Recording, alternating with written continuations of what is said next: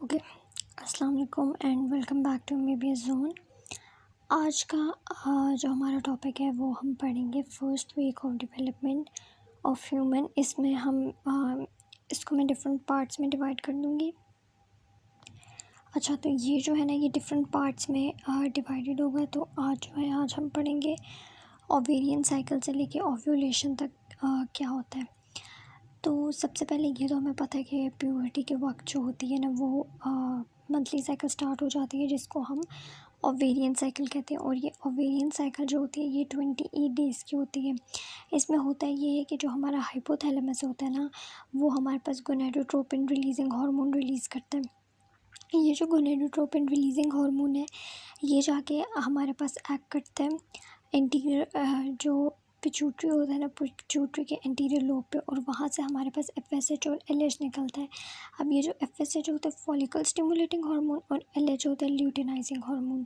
इनके नामों में ही इनका काम है कि एफएसएच का नाम है फॉलिकल स्टिमुलेटिंग हार्मोन। तो जो हमारे पास फॉलिकल्स थे, जो हमने अच्छा, मैंने तो उसकी वीडियो नहीं बनाई, लेकिन आप लोगों ने जो इससे पिछला वाला चैप्टर है वो पढ़ा ही होगा। तो इसमें आप लोगों ने देखा होगा कि कुछ ओवरी पे हमारे फॉलिकल्स होते हैं। उन जो फॉलिकल्स होते हैं ना, उनके अंदर बेसिकली हमारा oocyte होता है। ठीक है, ये फॉलिकल्स बेसिकली ये कुछ सेल्स होते हैं और इनके अंदर हमारा oocyte होता है, और ये फॉलिकल्स ओवरी के ऊपर होते हैं। तो जो एफएसएच होते हैं ना, एफएसएच ने उन फॉलिकल्स को स्टिमुलेट करना होता है, और एलएच का काम है ल्यूटिनाइजिंग हार्मोन। ये हम आगे जाके देखेंगे। अच्छा, अब क्या होता है कि हर ओवेरियन साइकिल के शुरू में कुछ जो हमारे पास एफएसएच होता है ना, वो इन फॉलिकल्स में से 15 से 20 जो फॉलिकल्स होते हैं ना, उनको 15 से 20 फॉलिकल्स, अब ये जो फॉलिकल्स हैं इनको हम कहेंगे प्राइमरी स्टेज या प्री एंट्रल फॉलिकल्स। ठीक है, तो एफएसएच जो है इनमें से कुछ 15 से 20 फॉलिकल्स के ऊपर एक्ट करते हैं और इनको ग्रो करवाते हैं। एफएसएच, जैसे हमने कहा कि फॉलिकल स्टिमुलेटिंग हार्मोन है, तो ये फॉलिकल्स को मैच्योर करवाता है। ठीक है, अच्छा, अब इन 15 से 20 में से भी जो है ना, अच्छा तो अब क्या होता है, इन 15 या 20 में से भी जो है सिर्फ एक फॉलिकल ऐसा होता है जो पूरा मैच्योर होता है। ठीक है, सिर्फ एक फॉलिकल ऐसा होता है जो पूरा मैच्योर होता है, और या सिर्फ एक फॉलिकल ऐसा होता है जो कि पूरा मैच्योर होता है, और सिर्फ हाँ और एक फॉलिकल के अंदर एक ही oocyte होता है, तो उससे जो है वो एक oocyte डिस्चार्ज होता है। बाकी जितने भी जो होते हैं ना हमारे पास फॉलिकल्स, वो हमारे पास डीजनरेट हो जाते हैं। ठीक है, अच्छा, अब ये जो डीजनरेटेड फॉलिकल्स होते हैं ना, उनके अंदर oocyte है, और जो उनके जो फॉलिकुलर सेल्स होते हैं, अब वो भी तो कहीं जाएंगे ना, वो क्या होता है कि वो खुद ब खुद ही डीजनरेट हो जाते हैं।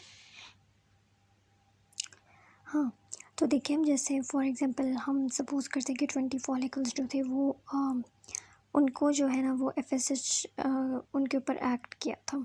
तो अब इन 20 में से सिर्फ एक फॉलिकल जो है वो मैच्योर होता है, तो जो बाकी जितने भी 19 होंगे ना, उनके जो oocyte है और जो फॉलिकुलर सेल्स हैं वो डीजनरेट हो जाएंगे।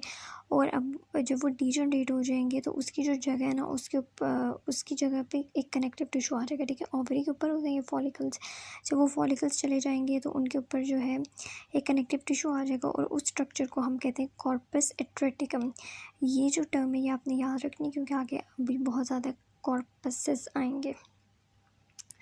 ठीक है, फिर क्या होता है कि हमने पहले ही पढ़ लिया था कि एफएसएच जो होता है, जो oocyte के अराउंड जो सेल्स होते हैं जिनको हम फॉलिकुलर सेल्स कहते हैं या ग्रेनुलोसा सेल्स कहते हैं, उनके ऊपर भी एक्ट करते हैं और उनको भी मैच्योर बनाता है। ठीक है, अब क्या होता है हमारे पास थीका इंटरना और जो ग्रेनुलोसा सेल्स होते हैं ना, वो मिलके एस्ट्रोजन बनाते हैं। अब ये थीका इंटरना और ग्रेनुलोसा सेल्स क्या होते हैं ये अभी देखते हैं। तो ये देखें, ये जो हमारा फॉलिकल था ना, उसी के अराउंड एक लेयर होती है जिसको हम थीका इंटरना कहते हैं, और ये कुछ ग्रेनुलोसा सेल्स होते हैं। ठीक है, ग्रेनुलोसा सेल्स जो होते हैं ये हमारे पास oocyte के अराउंड होते हैं, और ये जो थीका इंटरना होता है ये हमारे पास जो हमारा फॉलिकल रहता है ना, उसके अराउंड होती है। अब क्या होता है कि जो थीका इंटरनल सेल्स होते हैं ना, वो हमारे पास एंड्रोस्टेनडायोन और टेस्टोस्टेरोन प्रोड्यूस करते हैं, और जो ग्रेनुलोसा सेल्स होते हैं ना, वो हमारे पास इन हार्मोन्स को कन्वर्ट कर देते हैं ईस्ट्रोन में और 17 बीटा एस्ट्राडायोल में। ठीक है, क्या है कि हमारे पास जो थीका इंटरनल सेल्स होते हैं वो प्रोड्यूस करते हैं एंड्रोस्टेनडायोन और टेस्टोस्टेरोन, और जो हमारे पास ग्रेनुलोसा सेल्स होते हैं ना, वो इन दोनों को कन्वर्ट कर देते हैं एस्ट्रोन और 17 बीटा एस्ट्राडायोल में, और इस तरह हमारे पास ईस्ट्रोजन प्रोड्यूस होता है। अब ईस्ट्रोजन क्या होता है? ईस्ट्रोजन हमारे पास क्या करता है कि जो हमारा यूट्रस का जो एंडोमेट्रियम होता है ना, उसको वो फॉलिक्यूलर या प्रोलिफरेटिव फेज में लेकर जाता है।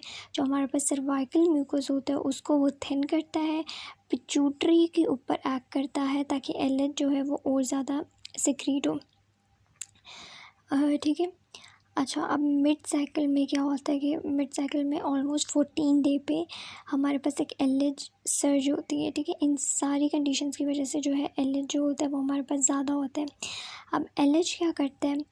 एलएच जो है वो जो है मियोसिस 1 को कंप्लीट करवाता है और मियोसिस 2 स्टार्ट करता है। ठीक है, हमने पीछे देखा था कि जो oocyte होता है वो मियोसिस 1 के अंदर भी अरेस्टेड होता है। तो मिड साइकिल के अंदर जब एलएच आता है तो एलएच मियोसिस 1 को कंप्लीट करवाता है और मियोसिस 2 को इनिशिएट करवाता है। इसके अलावा क्या करता है? एलएच जो है वो हमारे पास प्रोजेस्टेरॉन को प्रोड्यूस करवाता है। प्रोजेस्टेरॉन प्रोड्यूस होते हैं फॉलिक्यूलर स्ट्रोमल सेल से। ठीक है, और फॉलिक्यूलर रप्चर और ओव्यूलेशन करवाता है। ये तो याद रख लेना कि एलएच का एक काम है, वो है ओव्यूलेशन। तो बेसिकली क्या हुआ था, ईस्ट्रोजन ने जो था वो एलएच को रिलीज़ करवाया था और एलएच ने एक तरह से प्रोजेस्टेरॉन को रिलीज़ करवाया है।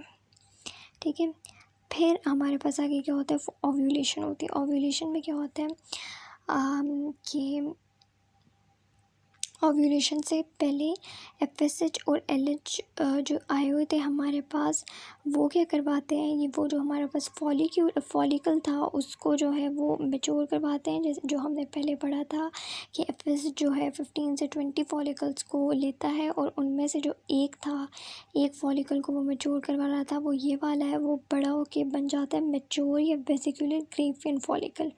ठीक है, अब इसी के साथ साथ क्या होता है कि फॉलिकल भी बढ़ रहा है।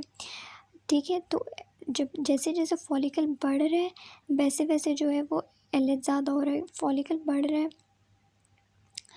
साथ जो है वो ईस्ट्रोजन बन रहा है। ठीक है, फॉलिकल बनता एफएसएच आ रहा है, एफएसएच फॉलिकल को बड़ा करवा रहा है, फॉलिकल मैच्योर होकर ग्रीफिन फॉलिकल बन रहा है।